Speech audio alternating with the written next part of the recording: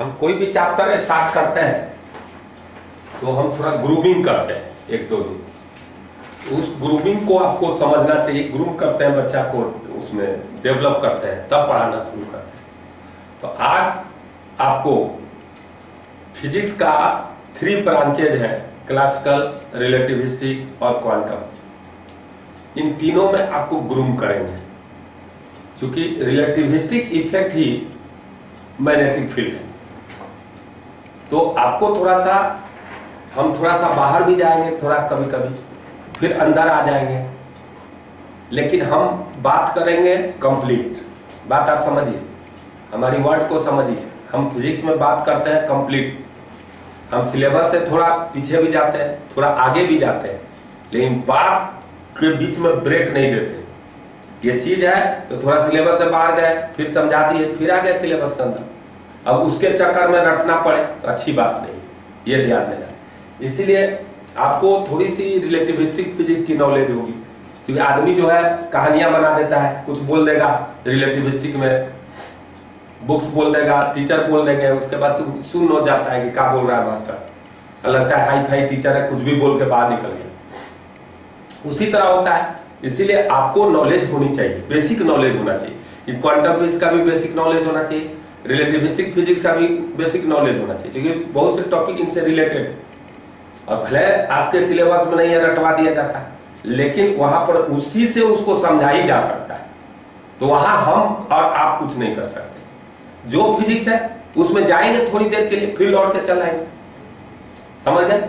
ये ध्यान रखिएगा, क्योंकि अब जो टॉपिक आ रही है रियल में साइंस का दूसरा पार्ट आप पढ़ रहे हैं। बेसिकली जब भी आप पढ़ते हैं तो साइंस को 3 पार्ट में बांटा गया है।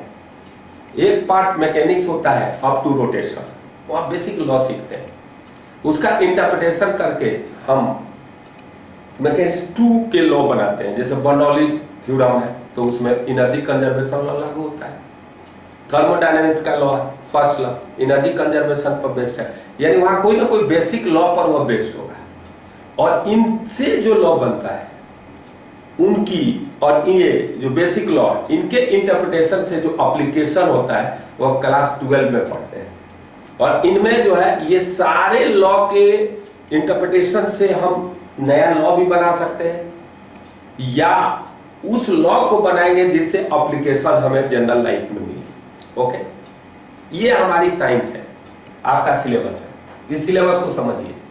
इंटरप्रिटेशन है कि भाई इधर इसका इंटरप्रिटेशन करके करंट को फ्लो करा लेते हैं, करंट ब्रांच में जा रहा है तो उसको देख लेते हैं। तो इस तरह अगर क्राइटेरिया के आधार पर देखा जाए, वेरिएशन को देखा जाए, तो फिजिक्स को बड़ा मजेदार चीज आया है। आप थोड़ा सा ध्यान दीजिएगा। फिजिक्स को 3 पार्ट में बांटेंगे। एक होगा क्लासिकल फिजिक्स, दूसरी फिजिक्स होती है जिसको हम रिलेटिविस्टिक फिजिक्स कहते हैं, रिलेटिविस्टिक फिजिक्स कहते हैं, और तीसरा जो फिजिक्स होता है उसको क्वांटम फिजिक्स कहा जाता है। बहुत सारा चीजें जो है गलत फहमियां है क्वांटम फिजिक्स के बारे में, रिलेटिविस्टिक फिजिक्स के बारे में। असल में रिलेटिविस्टिक फिजिक्स का नाम लेते ही बच्चों के मन में आ जाता है, जनरल पब्लिक के मन में आ जाता है आइंस्टाइन, और तेरे जनरल पब्लिक के मन में आ जाता है E=mc²। तो ये चीजें लाइट हो गया, डिस्कवरी चैनल पर बच्चा देख लिया, लाइट चीजें दिखा दिया, उसका रियल चीज है नहीं है वहां पर, ऐसे भी दिखा देता है। तो इन सब से लड़के जो है लाइट साइंस को लेने लगते हैं। इसलिए साइंस का जो लॉ है उसके नजर से देखनी चाहिए।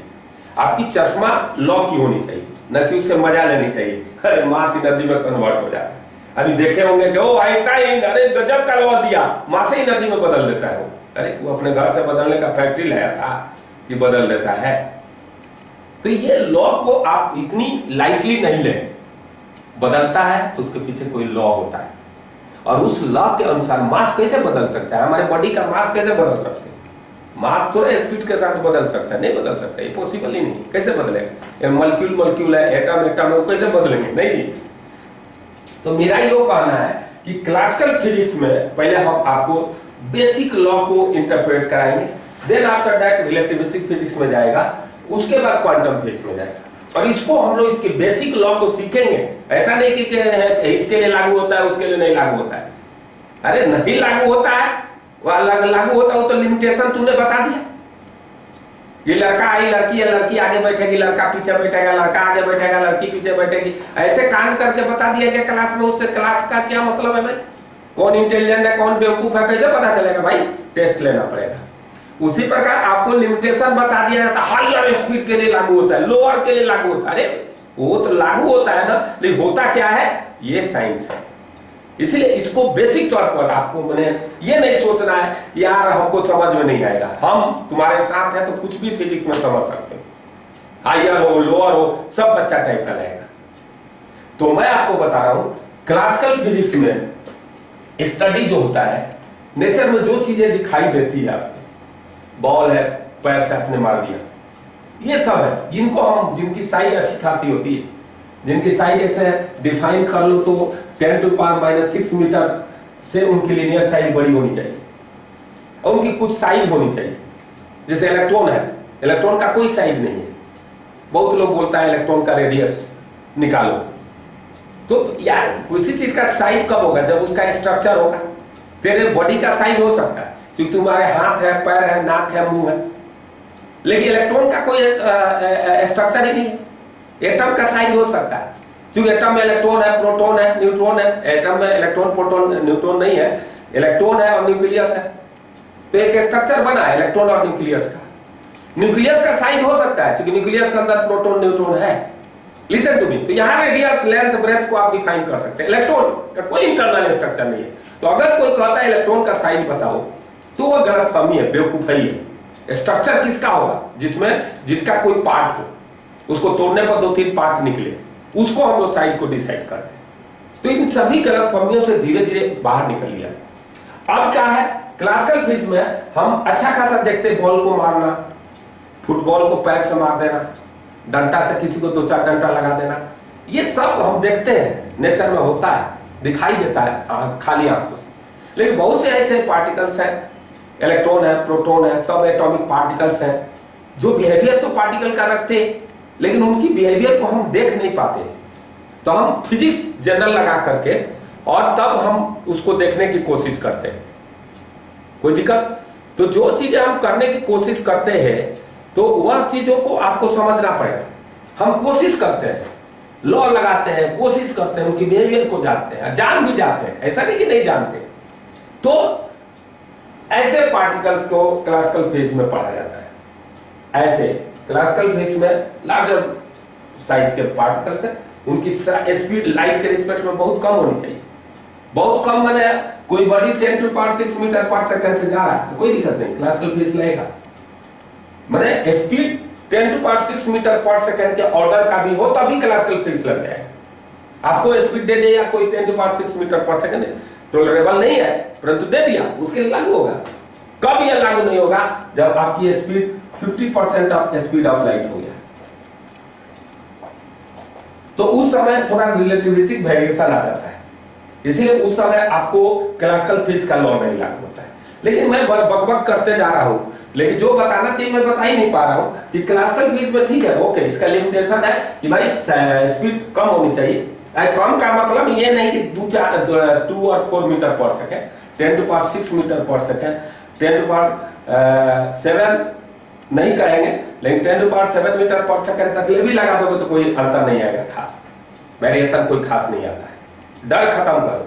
तेरे को लगता है इलेक्ट्रॉन 10⁶ मीटर पर सेकेंड चल रहा है, अरे बाप रे बाप, आइंस्टाइन का थ्योरी लागू होना चाहिए था। हम लोग लगता है कि फिजिक्स वाला गलत पढ़ रहे हैं, ऐसा लगता है ना कि फिजिक्स गलत पढ़ रहे हैं, इतना हाई स्पीड से इलेक्ट्रॉन चल रहा है और मास्टर ने लगा दिया क्लासिकल फिजिक्स। तो रिलेटिविस्टिक का क्या होगा भाई साहब? रिलेटिविस्टिक 10⁶ मीटर पर सेकंड तक ले चलने पर भी वो इफेक्ट जो डालता है बहुत कम डालता है।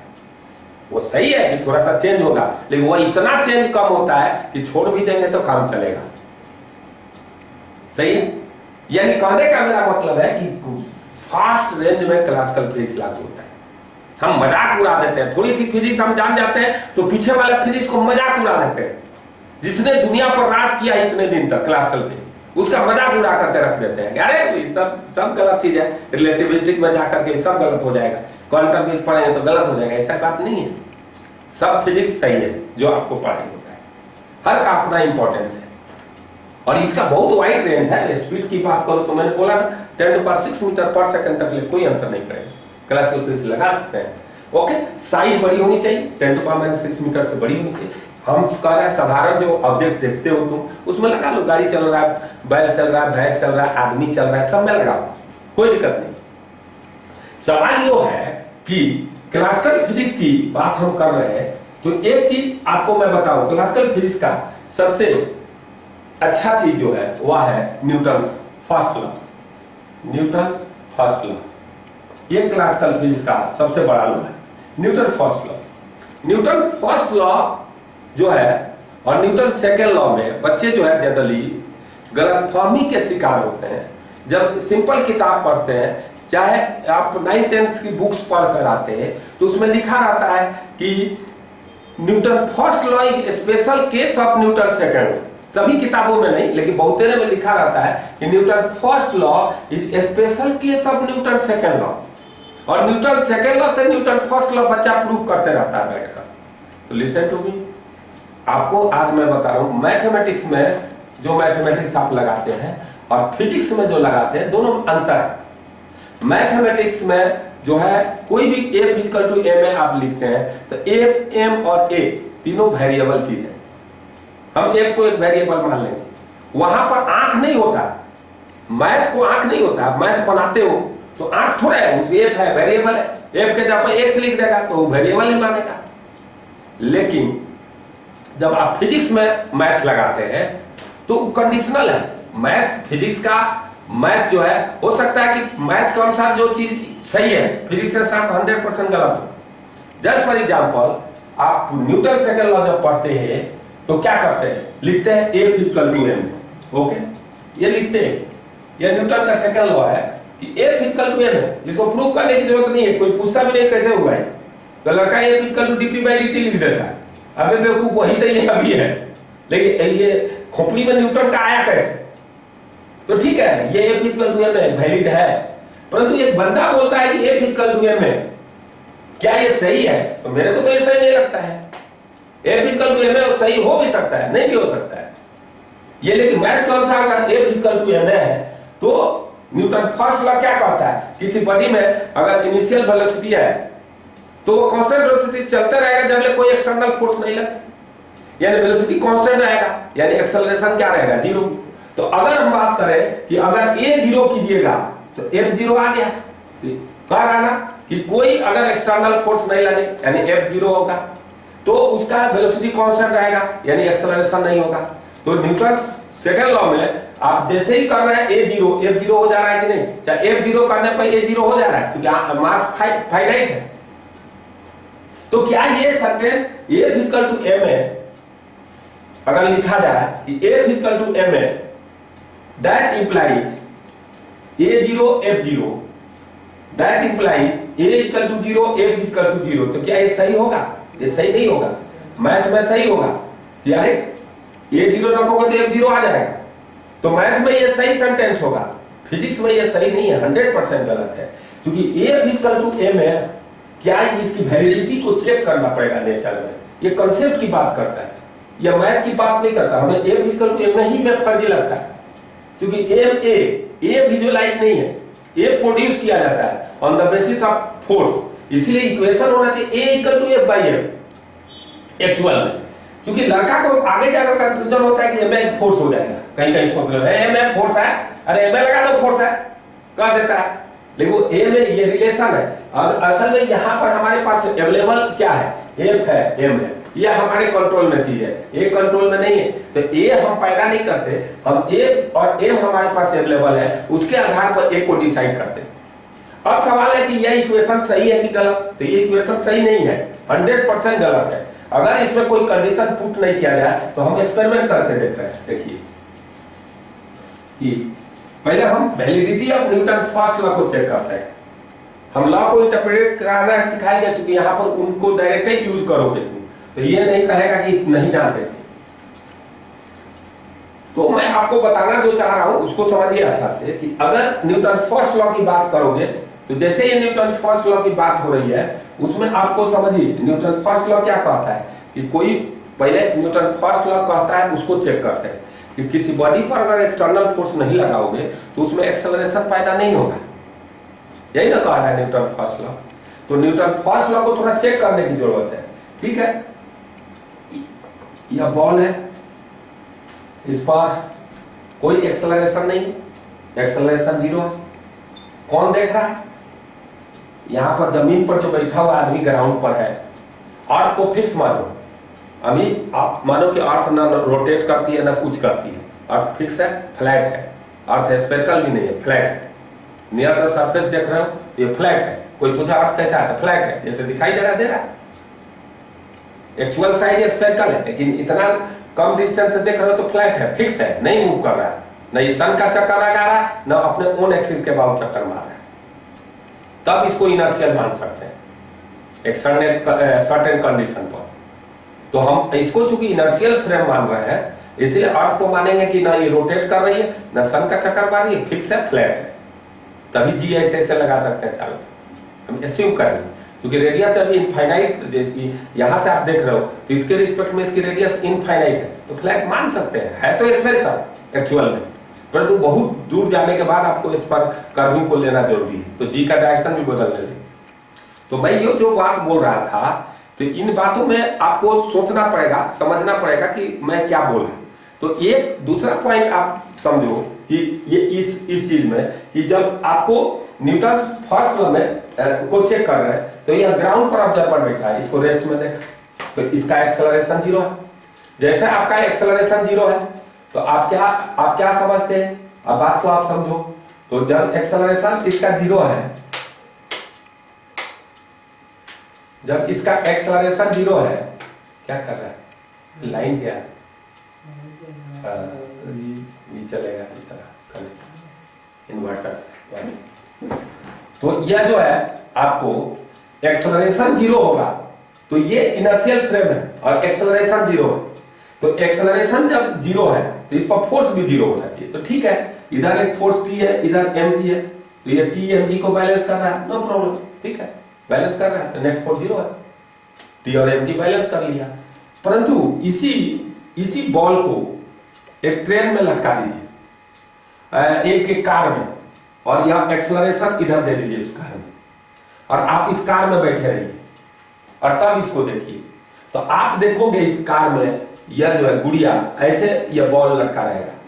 कार से देखोगे तो प्रयोग करके देखो कि कार में आप है और कार एक्सेलरेट हो रहा है, मान लो A0 से एक्सेलरेट हो रहा है, तो ये बॉल जो है, या हाथ में एक बॉल को लेकर दौड़ जाओ, ऐसे धागा से लटका कर दौड़ जाओ, तो देखना कि कांस्टेंट अगर एक्सेलरेशन से लगातार धागा से लौटते रहो, एक्सेलरेट करते रहोगे, तो ऐसा हो जाएगा।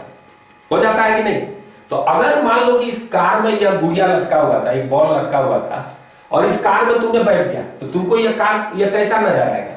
बोलो, हेलो, रेस्ट में, यानी तुमको एक्सेलरेशन इसको 0 नजर आए। तो न्यूटन फर्स्ट लॉ के अनुसार फोर्स भी 0 होना चाहिए, बात समझिए। तो इधर अगर mg लगा और स्ट्रिंग का टेंशन T, तो दो फोर्स का इक्वल होने के लिए क्या होना जरूरी है कि दोनों इक्वल होना चाहिए मैग्नीट्यूड में, और डायरेक्शन में अपोजिट होना चाहिए। लेकिन T बेटा इधर है, mg इधर है, तो नेट फोर्स यहाँ 0 नहीं है, यानी F is not equal to 0, लेकिन A 0 है।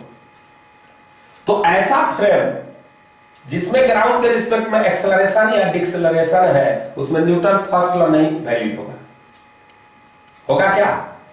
तो कहा जाए कि F0 but A is not equal to 0, या कह रहा है A0 बट F माने resultant force is not equal to 0, तो ये सेंटेंस सही होगा कि गलत? में भी हो सकता है। अभी देखा आपने, एक्सेलरेशन 0 था लेकिन फोर्स 0 नहीं था ना? उसी प्रकार उसका भी एग्जांपल ले सकते हैं आप कि ये सही है सेंटेंस, ऐसा नहीं कि गलत है। जैसे आप देखें अच्छी तरह से कि आप क्या करते हैं, ट्रेन में चढ़ते हैं, तो घर का आदमी घूमने जाता है, ननियाल जाए कहीं जाए, तो ट्रेन से जाता है, तो क्या होता है, सारे घर के लोग पहुंच गए, पहुंच करके घुसते हैं, तो कोई अटैची ले लेता है, कोई कुछ ले लेता है। कभी कभी लोग बाग तुम्हारे सीट को कैप्चर किए रहते हैं, तो हटते हैं, तब तक ले ट्रेन खुल जाती है, तो हर अपना अटैची बगल में रखकर बैठा रहता है, तब तक ले सेटलमेंट होता है, तो अपने सीट पर जाता है। तो आप देखो यही ट्रेन है, ट्रेन रुकी थी, आप अपना अटैची यहाँ रख दीजिए, और यहाँ चेयर पर बैठ गए, अटैची यहाँ रखा हुआ है, जैसे ही ट्रेन खुलेगा तो एक्सेलरेट होगा इधर कुछ एक्सेलरेशन से, तो आपका अटैची देखिएगा इधर भागने लगेगा, सर देना पीछे भागता है, या आप हाथ से पकड़े हुए हैं तो लगता है कि अरे कोई भाग रहा है, खींच रहा है इसको, तो ये भाग रहा है, यानी रेस्ट में था, इसको नजर आया कि भाग रहा है, यानी इसका एक्सेलरेशन इधर है। तो तुम कहोगे नहीं साहब फ्रिक्शन के कारण हुआ होगा, भाई साहब कोई चीज पीछे जा रहा था इधर जा रहा था, फ्रिक्शन तो आगे लगेगा ना, तो फ्रिक्शन अगर आगे लगेगा तो पीछे कैसे जाएगा भाई, फोर्स कर, यानी कोई ना कोई हमारा तो कहता है कि भाई रेस्ट में चल रहा है तो फोर्स लगाओ भाई, तो ये बिना यहां देखो कोई हमने फोर्स नहीं लगाया, फ्रिक्शन बहुत कम रहता है, उसको इग्नोर भी कर दो, क्योंकि वह इग्नोर है भी, तभी ये प्रूव कर रहा है कि भाई उसके अपोज करके भाग गया, यानी इधर भाग रहा है, यानी इसमें एक्सेलरेशन है लेकिन इस पर फोर्स नहीं है, यानी यहाँ ये स्मूथ सरफेस मान लो तो और तेज भागेगा, सन देना, तो यह ए तो is not equal to zero, लेकिन A is equal to zero, वहां क्या हो रहा था, ए जीरो था, क्या A is not equal to zero, तो ये कंडीशन हो सकता है, A is zero but F is not equal to zero, maybe possibility देखिए, अगर पॉसिबिलिटी पूछा है तो A zero but F is not equal to zero, या एफ जीरो यानी रिजल्टेंट फॉर जीरो बट बोलो A is not equal to zero, तो ये पॉसिबल है, पॉसिबिलिटी है, ऐसा मिल जाएगा, मिल ही रहा है, दिखाई दे रहा है। तो क्या न्यूटन फर्स्ट लॉ गलत है? नहीं, न्यूटन फर्स्ट लॉ कहता है कि भाई हम उस फ्रेम को डिफाइन कर रहा है कि जिस फ्रेम में बैठे हैं और उस फ्रेम में एफ जीरो पर ए जीरो है या ए जीरो पर एफ जीरो है, वह फ्रेम में न्यूटन सेकेंड लॉ डिफाइन होगा। अब बात समझ रहे हैं? अब बात आप फॉलो कीजिए कि क्या इसके लिए न्यूटन सेकेंड लॉ वैलिड होगा? नहीं होगा। क्या इसके लिए सेकेंड लॉ वैलिड होगा? होगा, क्योंकि देखो नेट फोर्स जीरो है, एक्सप्रेशन जीरो है, और क्या इसके लिए वैलिड होगा? नहीं होगा। यानी पहले आपको फ्रेम को चेक करना पड़ेगा। जब भी न्यूटन सेकेंड लॉ लगाना है ए फिजिकल टू एम में, तो उसके पहले आपके पास एक धागा होना चाहिए और एक बॉल होना चाहिए। बॉल और धागा को पैकेट में रख लीजिए। अब जाकर के आपको क्या करना है, किसी चीज का ए फिजिकल टू एम में लगाना है, तो उस रीजन में जहां पर आप बैठे हैं वहां स्टैंड से उस धागा को लटका दीजिए और बॉल को। अगर वह बॉल रेस्ट में आ गया तो उस समय अगर टी एम जी को बैलेंस कर रहा है और उसका एक्सेलरेशन जीरो है, तो एफ जीरो पर ए जीरो आ गया, तो वह ऐसे जगह जहां जहां होगा वहां ए फिजिकल टू एम में वैलिड होगा। मेरी बात को आप फॉलो करें। जो मैंने बोला वो डिलीवर कर पाया कि नहीं आप लोगों को? हेलो, मैंने जो बोला वो आप लोगों को डिलीवर हुआ? Yes, sir. ये चीज आपके दिमाग में चलते रहना चाहिए। ऐसा नहीं कि आप कुछ भी बोलते रहेंगे, कुछ भी हम भी बोलते रहे, ऐसा नहीं चलेगा। यानी आपको न्यूटन्स लॉ आप जानिए, सेकंड लॉ क्या होता है कि अगर एफ जीरो ए जीरो या ए जीरो एफ जीरो ऐसे जहां पर होगा उसको हम क्या कहेंगे? Inertial frame. Inertial frame define करता है फर्स्ट लॉ। और या जहां होगा वहां क्या वैलिड होगा? A physical to M. तो ए फिजिकल टू एम क्या ये सही है? तो ये हो भी सकता है, नहीं भी हो सकता है। मैथ कौन सा? A physical to M. अब देखो कब यह सही होगा, यह सही रिजल्ट देगा जब यह हो इनर्शियल फ्रेम हो। हम चेक करेंगे वहां कि एफ जीरो पर ए जीरो है कि नहीं और ए जीरो पर एफ जीरो है कि नहीं। ये दोनों चीज को हमको चेक करना पड़ेगा, और चेक करने के बाद जो है वह जो है उसकी वैलिडिटी पता चलेगा। यानी आप एक बात को जानिए कि ए फिजिकल टू एम में क्या कोई कहता है कि सेकेंड लॉ से न्यूटन फर्स्ट लॉ को प्रूव किया जाए? तो ऐसा नहीं हो सकता, क्योंकि सेकेंड लॉ तभी लागू होता है जब यह कंडीशन होता है। अगर इससे इसको प्रूव कीजिएगा तो आपको मैथमेटिकली तो हो जाएगा, लेकिन फिजिक्स के अनुसार वह रिजल्ट क्या है? गलत है, क्योंकि यह नहीं होगा तो यह लागू नहीं होगा। इसीलिए यह नहीं हो रहा है तो इसमें न्यूटन फर्स्ट सेकंड लॉ नहीं लगा सकते। यहाँ ए फिजिकल टू एम में कहाँ हो रहा है? एफ जीरो है, ए नहीं है जीरो, तो जीरो इक्वल टू एम में आ रहा है। आई बात समझ में? इसीलिए कोई कहता है कि न्यूटन सेकंड लॉ से फर्स्ट लॉ को प्रूव किया जा सकता है, तो गलत बात है। लेकिन मैथ में यह है, यानी मैथ में सही है कि होगा, लेकिन यहाँ यह बात सही नहीं होगा कि अगर कहता है कि if f is equal to n, that implies f0 then a0, ये सही है कि गलत? ये गलत है, क्योंकि यह इक्वेशन जनरल नहीं है। मैथ में तो सही है, फिजिक्स में ये जनरल इक्वेशन नहीं है। यह इक्वेशन सब सही होगा जब यह पहले सही होगा। सही है? इस बात को थोड़ा गौर रखेंगे। और ये क्लासिकल फिजिक्स का लॉ है, जिस फ्रेम में न्यूटन्स लॉ नहीं लागू होता है उसको हम कहते हैं नॉन इनर्शियल फ्रेम। और नॉन इनर्शियल फ्रेम जो होता है वह वहां पर थोड़ा प्रॉब्लम होता है, न्यूटन्स लॉ वैलिड नहीं होता है। तो कोई भी अगर नॉन इनर्शियल फ्रेम है तो उसमें हम क्या करता है कि वहां पर वैलिडिटी लाने के लिए हम क्या करता है कि अगर मान लो कि यह ए नॉट एक्सेलरेशन से इधर जा रहा है तो ये बॉल ऐसे चला गया, तो ये समझ में नहीं आ रहा है कि कैसे गया। तो इधर एक रस्सी का टेंशन टी है, mg फोर्स है, यही दो फोर्स लग रहा है। और इसमें यहाँ जो ऑब्जर्वर बैठा हुआ है तो यह किस फ्रेम में है? फ्रेम क्या होता है? जिसमें बैठे हुआ फ्रेम है।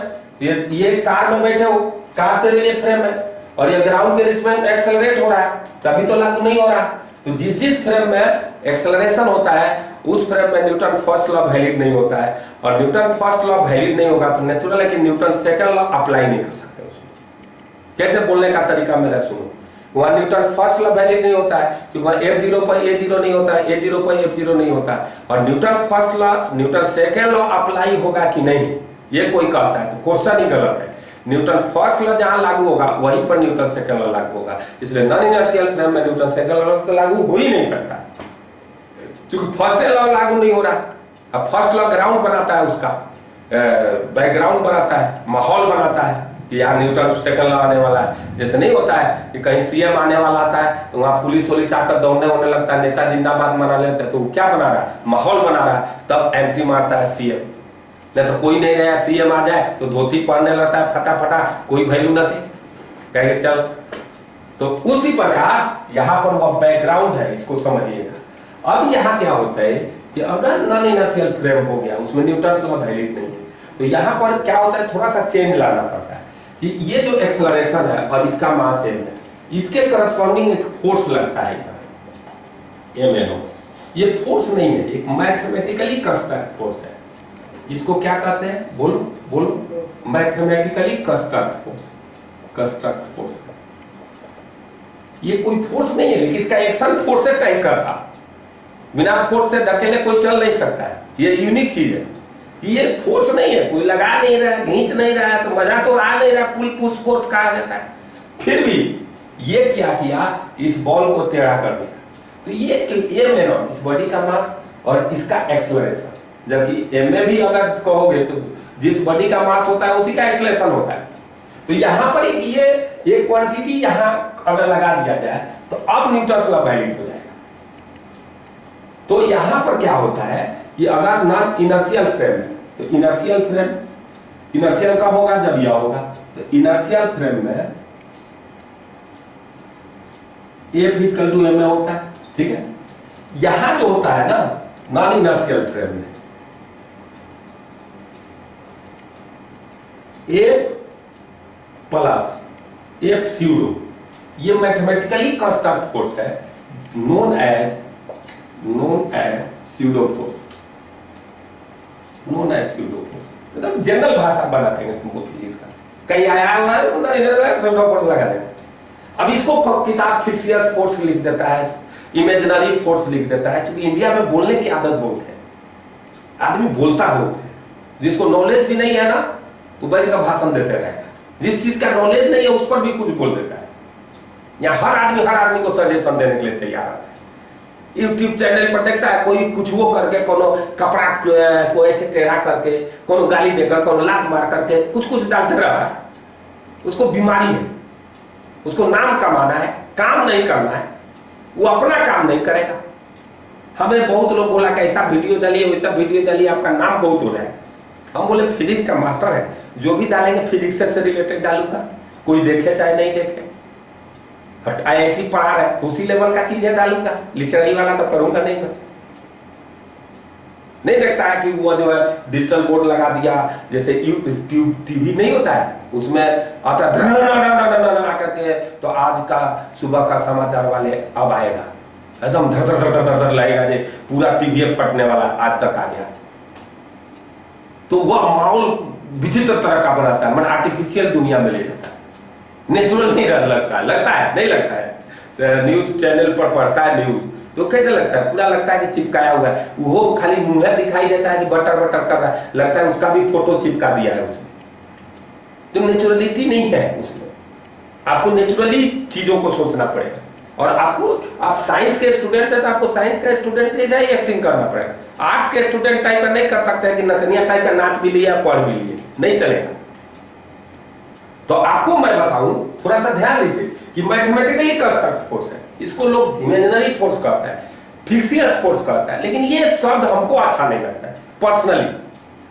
पर्सनली मुझे अच्छा नहीं लगता है। किसी चीज को इमेजिनरी कह दिए तो आपके मन में क्या जाता होगा, यार ये तो है या नहीं है।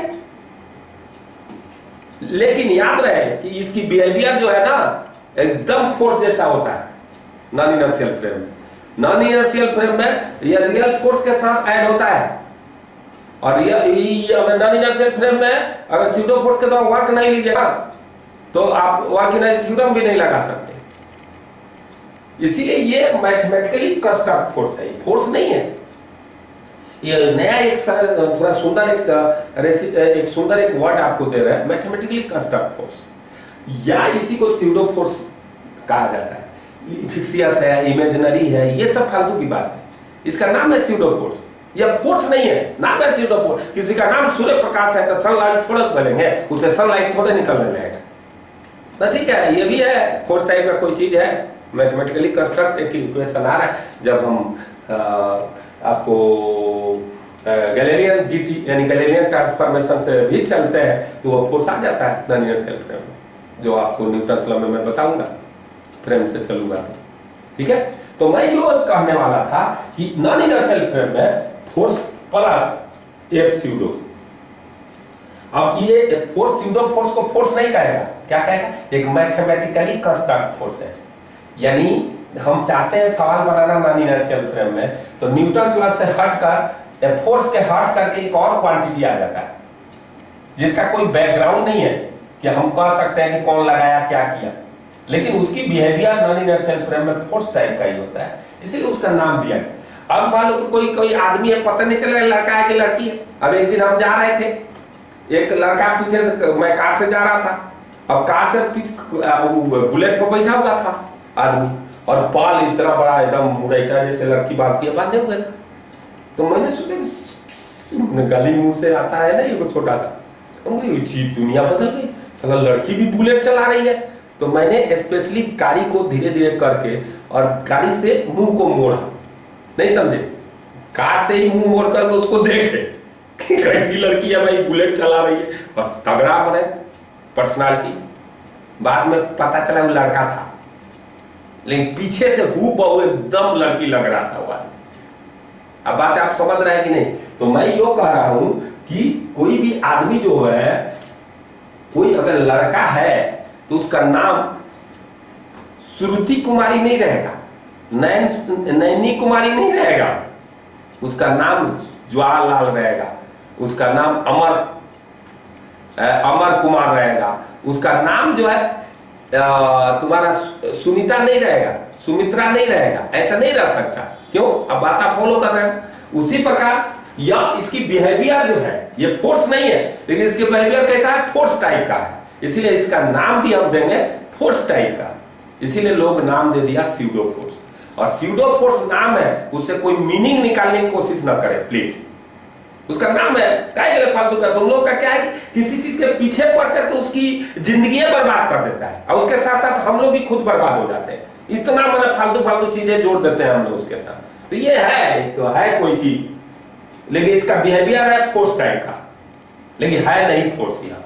तो इसको हम कहते हैं। अब नॉन इनर्शियल फ्रेम में क्या होगा, एक फोर्स के अलावा एक और आ गया, और ये निकालने का तरीका क्या है, जिधर एक्सेलरेशन है गुरु उसके अपोजिट में लगा देना है। एक्सेलरेशन इसका लेना है फ्रेम का, और मास बॉडी का, बस इज इक्वल टू m है। ये जानते हैं जिस फ्रेम में सवाल बना रहा है, अगर इस फ्रेम में बना रहे हैं एक्सलेशन इस फ्रेम में होगा। तो ये जो चीज होगा, अब बात को समझो, ये कि F plus F pseudo is equal to F, ठीक है। ये नॉन इनर्शियल फ्रेम में होगा, ठीक है, करेक्ट। और ये एक्सलेशन जिस फ्रेम में होता है उसी में होता है। तो ये न्यूटन्स लॉ है। और न्यूटन्स लॉ या फोर्स का इंटरप्रिटेशन हम क्लासिकल फिजिक्स में कैसे करते हैं, इस पर एक छोटा सा सवाल करते हैं अपन, तो आपको और क्लियर होगा बातें।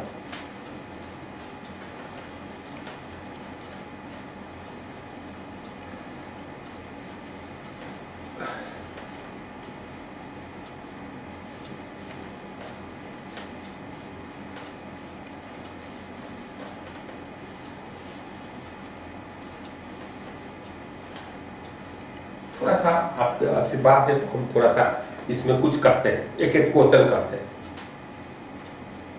मार्क करेक्ट ऑप्शन, ऑप्शन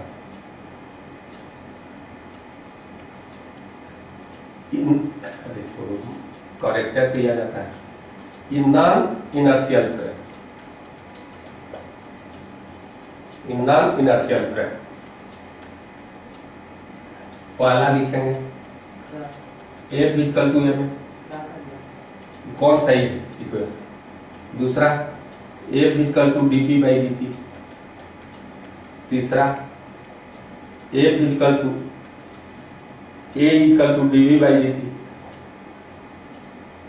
चौथा v equal to d r by d t, rate of change of position, सही है। पांचवा p equal to m d, p momentum है। छठा w वर्क है equal to delta t, change in kinetic, change in K T, और w work है। यही सब इक्वेशन आएगा ना। अब तुम लोग नॉन इनर्शियल आ जाएगा, इनर्शियल लगाऊं कि नहीं लगाऊं, क्या पूरा फिजिक्स खत्म कर दे इसी पर। इक्वेशन परफेक्ट रहना चाहिए। P equal to M, W equal to delta T.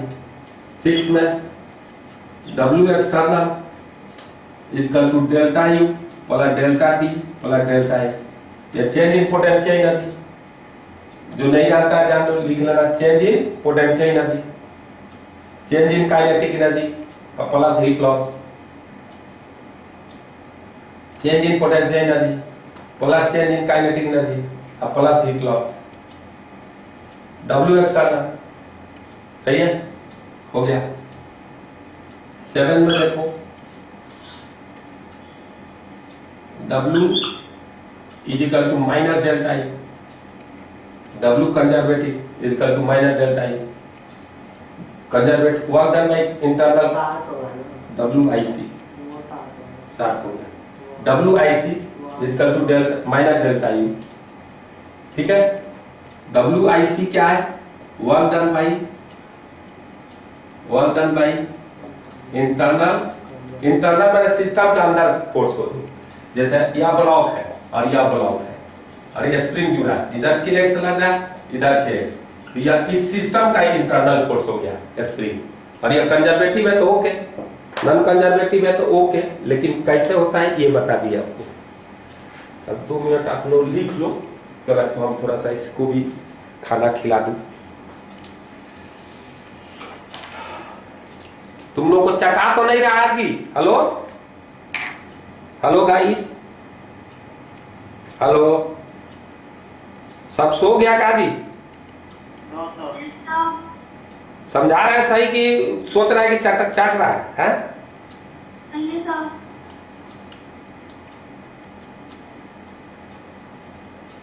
देखो भाई, मैं अपना पूरा अपना एफर्ट डालता हूँ कि किसी को दिक्कत ना आवे।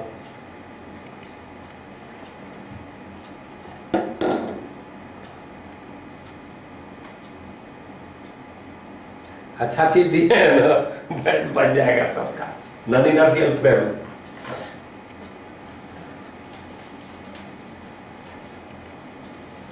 हो गया। 7 8 देखो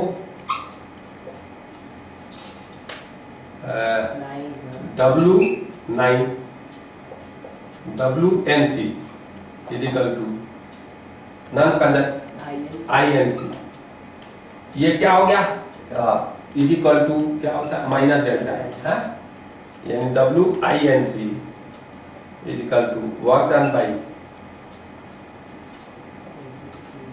internal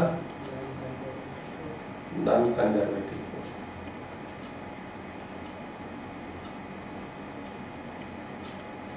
internal non conservative force, ठीक है।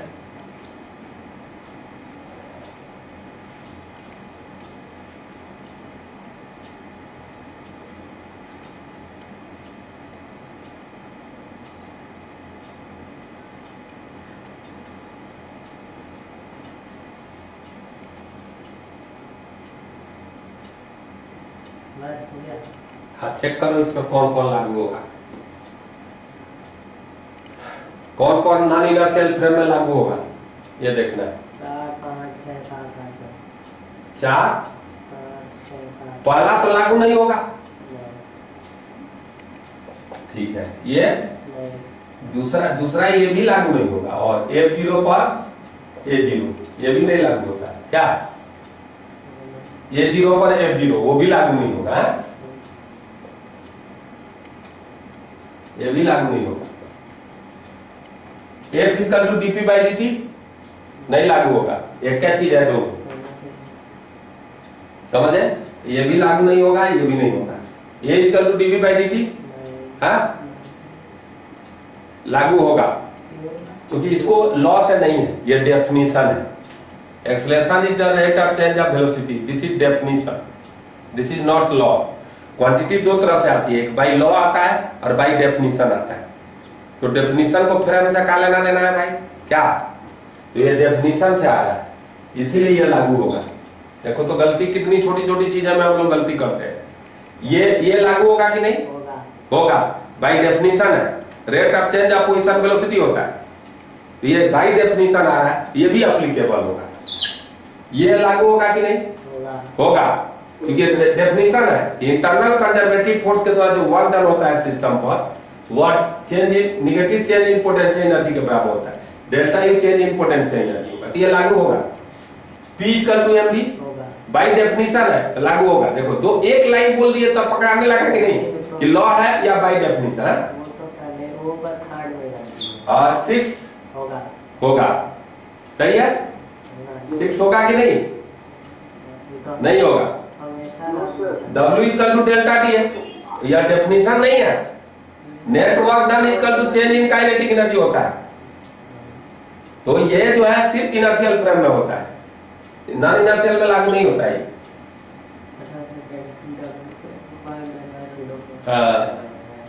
अब यहाँ W external equal to delta U plus delta T plus delta H लागू होगा।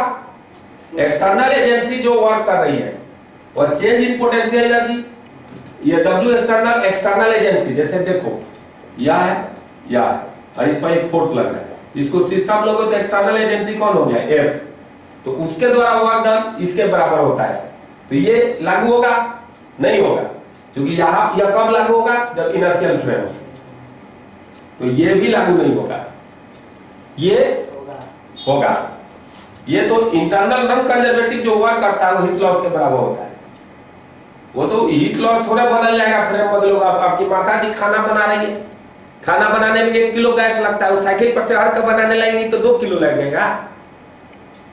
आग लगा हुआ है कहीं पर, तूने कार पर चल दिया तो आग बुझ जाएगा। हीट लॉस फ्रेम पर थोड़ा डिपेंड करेगा क्या। ये अब क्या है कि तो कहोगे कि तुम तो एकदम पूरा काट खा कर दिया पूरा बोटे को बर्बाद करके रख दिया तुम, तो इनके करस्पॉन्डिंग क्या लागू होगा, है कौन कौन इक्वेशन इनके अगर नॉन इनर्शियल में आ जाए तो क्या लागू होगा। ये जो है या वैलिड तब होगा जब इनर्शियल फ्रेम हो। इनर्शियल फ्रेम में कौन कौन लागू हो जाएगा ये भी देख लो। तो इनर्शियल में ये लागू होगा, इनर्शियल में तुम लोग लिख लेना अलग से, ये भी लागू होगा इनर्शियल में।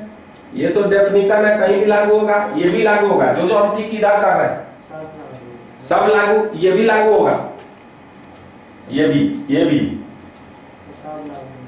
ये भी लागू होगा, सब लागू हो जाएगा ये इनर्शियल में, क्योंकि सारे इक्वेशन आप लोगों को देखा उठा रहता है, तो ये सब इनर्शियल में लागू होंगे। ठीक है, कुछ नॉन इनर्शियल में भी लागू होंगे, लेकिन अब नॉन इनर्शियल में कौन कौन लागू होगा, हम नॉन इनर्शियल की बात कर रहे हैं, तो ये सब तो इनर्शियल में तो लागू होते ही है। नॉन इनर्शियल में जैसे है, अब जैसे F plus F pseudo is equal to F A, ये लागू होगा। उसी प्रकार W plus W pseudo, vector मत दे देना, W pseudo work done by, ये नॉन इनर्शियल फ्रेम के लिए बता रहे हैं, वर्क डन बाई फोर्स होता है। अब स्यूडो फोर्स के द्वारा भी वर्क डन तुमने ले लिया, तो दोनों का सम जो होगा चेंज इन काइनेटिक, T से हम काइनेटिक एनर्जी लिखते हैं, ये चेंज इन काइनेटिक एनर्जी के बराबर होगा। तो नॉन इनर्शियल फ्रेम में work done by force, net force plus work done by pseudo force is equal to change in kinetic energy होगा। करेक्ट। और कौन चैलेंज किए थे, हाँ यहां भी क्या होगा, W external plus W pseudo is equal to, बोलो, plus delta T plus delta H, या स्यूडो फोर्स के द्वारा भी वर्क डन लेना पड़ेगा, तब ये वैलिड हो जाएगा। तो ये जनरल इक्वेशंस है, ये बीच में आएंगे, बार बार फ्रेम नहीं बताया जाएगा। मैकेनिकल एनर्जी कंजर्व करना है, कुछ भी करना है, आपको सोचना पड़ेगा, या इसको आगे चलकर हम मास्टर इक्वेशन बना देंगे, इसी से सब सवाल बनते रहते हैं। तो ये चीज है कि आपको थोड़ा सा क्लासिकल फिजिक्स में सतर्क रहना है, चालाक बनना है। अब यहां पर फ्रेम जो होता है की बात आ गई, तो आपको फ्रेम के इनर्शियल फ्रेम है, तो अगर दो फ्रेम, जैसे देखिए इसको थोड़ा और आगे बढ़ाते हैं क्लास को, देखिए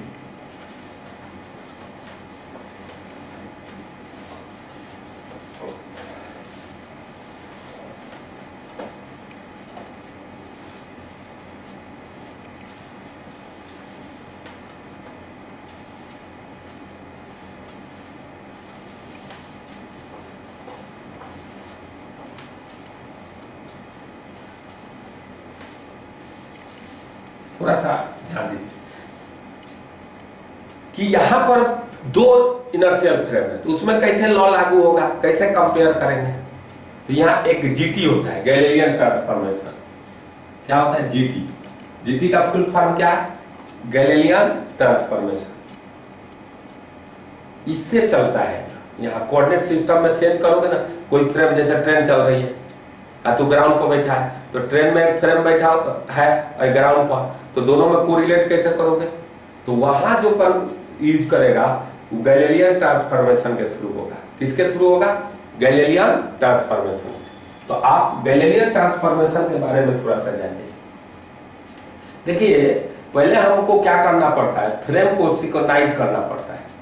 सिंक्रोनाइज करने का मतलब क्या है कि जब लॉ दोनों में कंपेयर करेंगे तो इक्वेशन गलत ना हो, तो T0 पर दोनों का ओरिजिन कोइंसाइड करना चाहिए।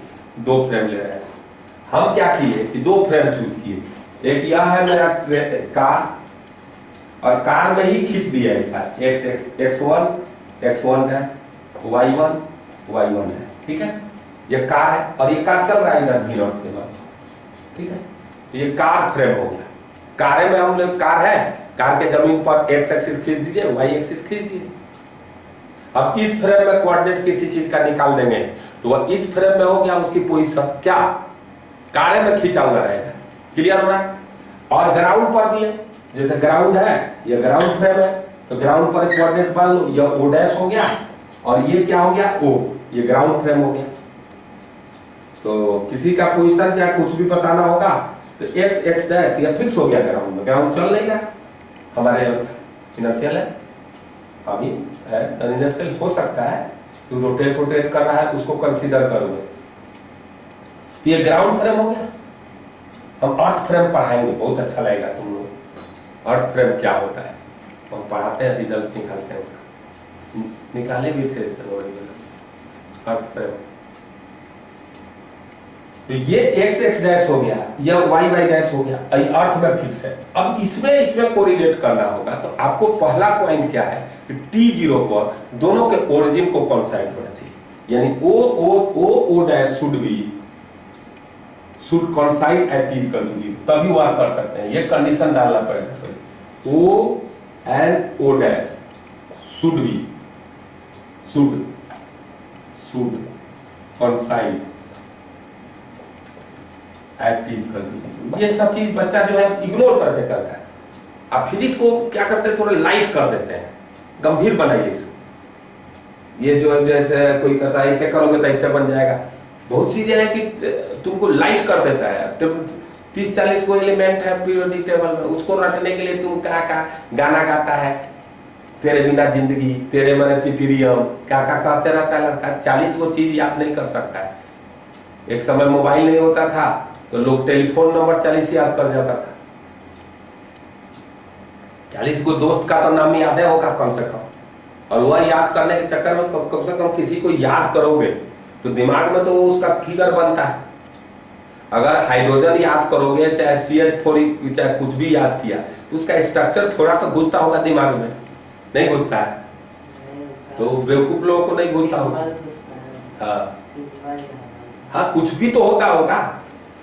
तो मैं आपको उसी प्रकार फिजिक्स में थोड़ा सा ये रखिए, लॉ को थोड़ा सा उल्टी पुल्टी गाना मत खाओ। ज्यादा ऐसा नहीं कि आप टाइम बचा लेते, नहीं बचता है। उससे कम टाइम में अगर सही ढंग से बनाओ तो और कम टाइम में सवाल बनता है।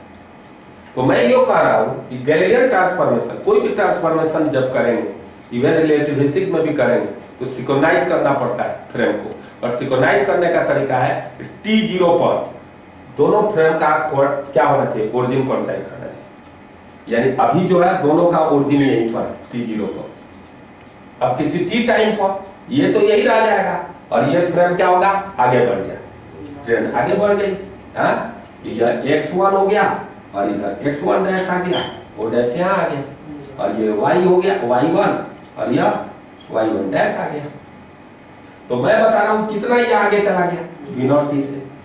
अब कंसीडर करिए कि कोई पार्टिकल यहां था P। अब इस फ्रेम में आप देख रहे हो ये डिस्टेंस कितना रहा होगा, X, Y तो दोनों में सेम होगा, Z दोनों में सेम होगा उसका। और इस फ्रेम में देखिएगा यह डिस्टेंस क्या होगा, X डैश। किसी T टाइम पर T0 पर इसकी पोजीशन दोनों फ्रेम में सेम आता कि नहीं? हेलो गाइस, कुई हेलो गाइस, समझ में आ रहा है? रो रहा है का तुम लोग? हेलो, रोने वाले बच्चे रो रही है? नहीं। तो मैं आपको बता रहा हूं कि यहां से T0 पर दोनों का ओरिजिन सेम था, तो दोनों का ये कोऑर्डिनेट सेम था। अब किसी T टाइम में हम देख रहे हैं ये तो फिक्स है, इसके रिस्पेक्ट में V0 से चल रहा है, तो ये डिस्टेंस आपको आ गया V0T। ओके, और ये जो V0T से इधर गया, सॉरी ये V0T हो गया, V0T से गया, तो अब इसका कोऑर्डिनेट यह होगा X डैश।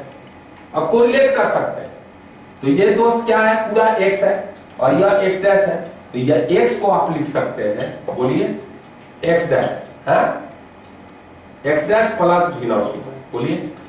तो यहां से X डैश आ जाएगा X माइनस V0T, या X डैश आ गया सनम X माइनस V0T। इसको गैलीलियन ट्रांसफॉर्मेशन कहते हैं। और इस आधार, और Y डैश Y होगा, Z डैश Z है इस केस में, सही है। अब ये चीज जो आपको बताया गया गैलीलियन ट्रांसफॉर्मेशन है, और दुनिया इससे चलती है, किसमें इस तरह चलती है क्लासिकल केस में। लेकिन दुनिया अजीब तरह की निराली है। जब भी मैग्नेटिक फेनोमेनन को जब हमको एक्सप्लेन करने का मौका मिलता है, हमें पढ़ना है आपको magnetic field, force due to magnetic force, ये सब पढ़ना है सिलेबस में। तो उसमें आपको देखा जाता है कि भाई साहब दो फ्रेम अलग अलग ले लीजिएगा तो लॉ बदल जाएगा, जबकि फ्रेम इनर्शियल रहता है। तो गैलीलियन ट्रांसफॉर्मेशन से मैग्नेटिक फेनोमेनन को एक्सप्लेन नहीं हो पाता है। जैसे आप सोचो एक मैग्नेटिक फोर्स होता है F, QB क्रॉस B, कि कोई मैग्नेटिक फील्ड है, जो कोई मैग्नेट आसपास रखा हुआ है, कोई मैग्नेट आसपास रख दो और उसके आसपास से कोई चार्ज को गुजारो, तो मैग्नेट अपना फील्ड पैदा किया होगा, इलाका पैदा किया होगा, तो वो मैग्नेट इस पर फोर्स लगाता है और वो फोर्स होता है क्यूबिक क्रॉस बी। भाई साहब ग्राउंड के फ्रेम में अगर मैं आपको कसम से बोलूं कि हम एक फ्रेम ले लिए, एक ट्रेन ले लिए, वो भी बीए से चल रहा है, तो कोई ऑब्जर्वर अगर इसमें बैठा हुआ है तो भाई रियल फोर्स टेंशन का एक बात बताऊंगी कि आप हो, मैं हूं। अगर मैं यहां खड़ा हूं तो भाई मेरा वजन 300 न्यूटन है वेट, हम लिफ्ट में चढ़ जाएंगे तो 200 वेट न्यूटन हो जाएगा, mg उतना ही रहेगा, रियल फोर्स की वैल्यू तो वही रहेगी ना। अब एक बात आप बताओ, यह क्यूबिक क्रॉस बी है, अगर एक फ्रेम में बैठ गया बी डैश इस फ्रेम में, अब इसके रिस्पेक्ट में इसकी वेलोसिटी क्या हो गई, 0। फ्रेम के रिस्पेक्ट में इसकी वेलोसिटी लोगे ना गुरु, तो ये भी v से चल रहा था, ये भी v से चलने लगा, तो इसको तो ये रेस्ट में नजर आएगा, तो फोर्स क्या हो जाएगा, 0। तो ये कैसे हो रहा है चीजें, इन सारी चीजों को जब डिस्कशन में लिया जाता है तो क्लासिकल फिजिक्स से ये समझना मुश्किल है। mg है तो कोई भी फ्रेम लोगे mg से में आएगा, रस्सी का टेंशन है तो कभी इनर्शियल फ्रेम में टेंशन निकालते हो, कभी नॉन इनर्शियल में, देन दोनों वैल्यू क्या आता है, सेम आता है कि नहीं। तो फ्रेम बदलने से रियल फोर्स नहीं बदलता, लेकिन यहां पर अजीब सा सिचुएशन आ रहा है, ऐसा क्यों आया, इसको एक्सप्लेन करने के लिए बाद में देखा गया ओ ये साधारण फिजिक्स नहीं है क्लासिकल फिजिक्स, ये एक्सप्लेन किया जा सकता है only on the basis of relativistic physics. और यहां से जानकर आपको ताज्जुब होगा कि रिलेटिविस्टिक फिजिक्स में कोई डबल ट्रिपल इंटीग्रेशन नहीं लगता है, सिंपल डिफरेंशिएशन लगता है और 8वीं 9वीं 10वीं का मैथ लगता है बस, और आप समझ सकते हैं चीजें। तो इसलिए हमारी जो 12 वाला है उसमें बहुत चीजें आपको रिलेटिविस्टिक से चलने वाली है, क्लासिकल से आप नहीं चला सकते उसको। इस कदर को जानने के लिए आपको मुझे अगला दिन LT, ये जो है आपको क्लासिकल फिजिक्स का रिजल्ट था, और क्लासिकल फिजिक्स के रिजल्ट में इनर्शियल, एक बार इसको समराइज करके हम एंड करेंगे कि क्लासिकल फिजिक्स के रिजल्ट में ये क्यूबिक क्रॉस बी जो एफ है वह जो है वह जो है आपको गैलेलियन यानी जीटी गैलेलियन ट्रांसफॉर्मेशन यूज होता है। और जैसे ही अब क्या होगा कि मैग्नेटिक फेनोमेनन को जब एक्सप्लेन करना शुरू करते हैं तो इससे एक्सप्लेन नहीं होता है, तो एक नया ट्रांसफॉर्मेशन का यूटिलाइजेशन होगा जिसको हम कहेंगे लॉरेंट ट्रांसफॉर्मेशन, LT। क्या कहेंगे, लॉरेंट ट्रांसफॉर्मेशन। अब देखेंगे लॉरेंट ट्रांसफॉर्मेशन में क्या क्या चेंजेस ली गई उसको देखेंगे नेक्स्ट डे। किसी को कोई डाउट है तो पूछ लीजिए। डीपीपी पूरा करना है, डीपीपी का 20 क्वेश्चन का